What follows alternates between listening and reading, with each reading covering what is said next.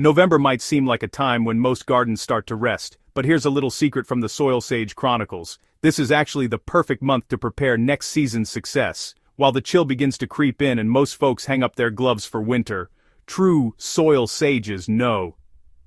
November is when you start building the hidden strength beneath your garden. Today, I'll share one of the simplest and most powerful garden hacks you can do this month, a method that boosts every harvest, enriches the soil, and turns tired plants into thriving powerhouses, and it doesn't cost a thing. We're talking about FPJ, Fermented Plant Juice, the secret elixir of natural farming. Once you understand how to make it correctly, with the right ratios and timing, you'll never look at garden waste or wilted greens the same way again. While many gardeners think of November as downtime, the soil is quietly alive under the surface. Microbes, fungi, and earthworms are still active, slowly breaking down organic matter. What they crave right now is fuel, something to feed their metabolism before winter fully sets in. That's exactly where FPJ comes in. By preparing your FPJ now, it will be perfectly matured and ready to use when spring rolls around. Think of it as brewing your own garden superfood, packed with enzymes, natural growth hormones, and microbial goodness that wake up the soil and strengthen plants from root to leaf. FPJ, or Fermented Plant Juice, is a Korean natural farming, or KNF, technique that turns simple green plant material into a living liquid fertilizer. It works by extracting plant juices using sugar, which draws out moisture through osmosis. Over several days, natural yeasts and beneficial microbes ferment the liquid, breaking it down into a nutrient-rich tonic your plants can instantly absorb. Unlike compost teas or chemical fertilizers, FPJ doesn't just feed plants, it feeds the soil ecosystem. The sugars preserve beneficial microorganisms that later multiply when added to soil or leaves. It's gentle, natural, and astonishingly effective. But here's the real trick. Accuracy matters. Get the ratios wrong and you'll either end up with a sticky mess or a brew that burns your plants. So, let's go step by step and make sure you do it the Soil Sage way. November offers the perfect plant material for FPJ, lush, nutrient-packed greens still full of life before frost. For the most potent results, you want young, fast-growing plants. These contain high levels of growth hormones like auxins and gibberellins that promote leaf and root development when transferred through FPJ. Here are some great options to harvest in November. Comfrey is a powerhouse of potassium and micronutrients, just perfect for fruiting plants. Spinach or kale are full of nitrogen and minerals that enhance leaf growth. Sweet potato vines or moringa are extremely rich in enzymes and amino acids. And, wild weeds like chickweed or nettle are surprisingly nutrient-dense and great for soil health. If you can, pick in the early morning. That's when plant vitality is highest, and the cell sap is most active. The freshness of your ingredients is what determines the strength of your FPJ.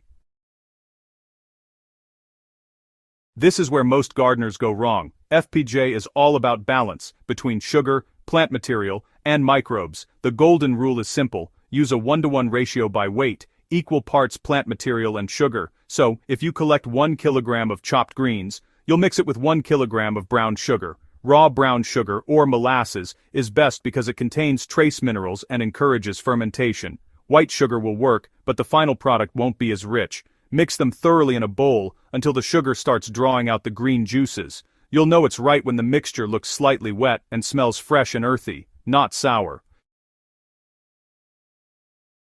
Now comes the transformation. Place your mixture in a clean container, glass, ceramic, or food-grade plastic. Don't pack it too tightly. Microbes need some air to breathe. Cover the top with a breathable cloth or paper towel to keep out dust and pests while letting gases escape.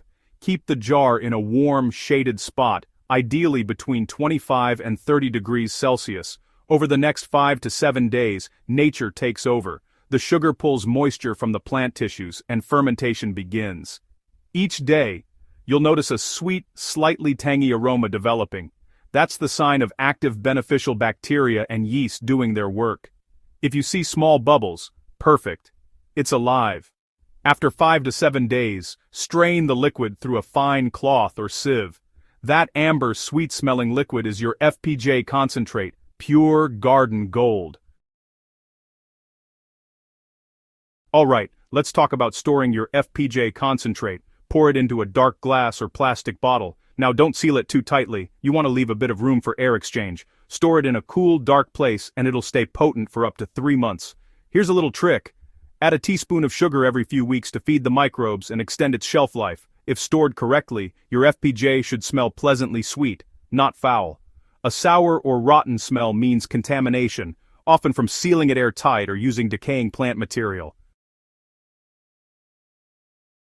Now here's where precision pays off again. FPJ is a concentrate, powerful enough to burn plants if used undiluted. The key is in dilution. For leaf sprays, mix 1 tablespoon, that's 15 milliliters, of FPJ per 1 liter of water. Spray early in the morning or late afternoon when sunlight is soft. The enzymes and hormones will be absorbed through the leaves, boosting chlorophyll production and photosynthesis. For soil drenching, use 2 tablespoons, or 30 milliliters, per 1 liter of water.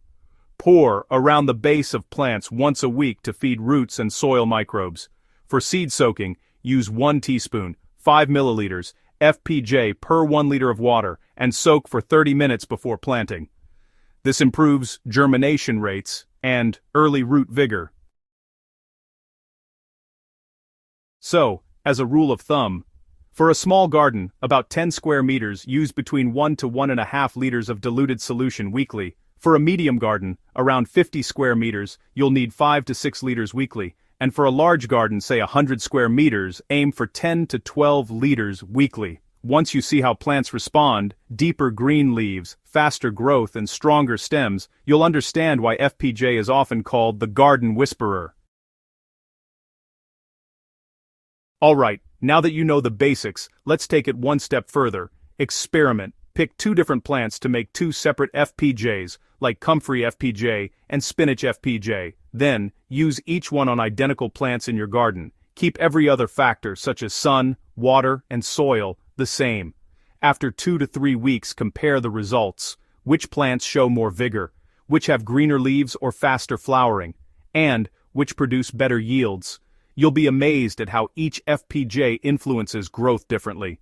Comfrey FPJ, for example, is like a potassium kick, perfect for fruiting tomatoes and peppers. Spinach FPJ leans nitrogen heavy, ideal for leafy greens and herbs. This simple experiment not only teaches you how plants respond, but also tunes you into your soil's needs. That's what makes a true soil sage. Observation.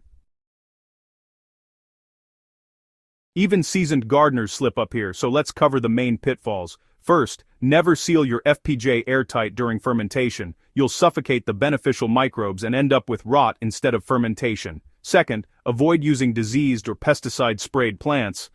They can introduce harmful bacteria into your brew. Third, resist the temptation to make it stronger. More isn't better here. Overconcentrated FPJ can scorch leaves and stress roots. Lastly, never apply FPJ in direct midday sunlight. The heat can evaporate the enzymes before plants can absorb them. When in doubt, dilute more. FPJ should support your garden, not overwhelm it. FPJ isn't just plant juice, it's a biological powerhouse. During fermentation, microorganisms break down complex plant compounds into smaller bioavailable nutrients, things your plants can absorb instantly. The resulting liquid is packed with growth hormones that encourage cell division, beneficial microbes that strengthen plant immunity, enzymes that improve soil metabolism, and natural sugars that feed soil life and stimulate root uptake. It's honestly like giving your garden a probiotic smoothie. Every time you apply FPJ, you're not just feeding plants, you're cultivating an underground ecosystem that sustains itself. Here's what most people miss. FPJ is not a quick fix, it's a relationship you build with your soil. Over time, consistent FPJ use transforms your garden from the ground up. Plants become more resilient, soil structure improves, and pests become fewer because the ecosystem balances itself. In my own trials at Soil Sage Chronicles, I've seen FPJ-treated beds outproduce untreated ones by nearly 40%, with richer color, fuller fruit, and sturdier stems. That's the difference between feeding plants and nourishing life. So, as you sip your tea and watch the leaves fall this November, remember, this is not the end of your gardening season. It's the beginning of your next great harvest. Start small, pick a handful of comfrey or spinach, follow the right ratios, and let nature work its magic. Your soil will thank you come spring, bursting with vitality, ready to reward your care tenfold. And when you see that lush, vibrant growth, you'll know you've unlocked one of gardening's best-kept secrets, all from something you brewed in your own kitchen.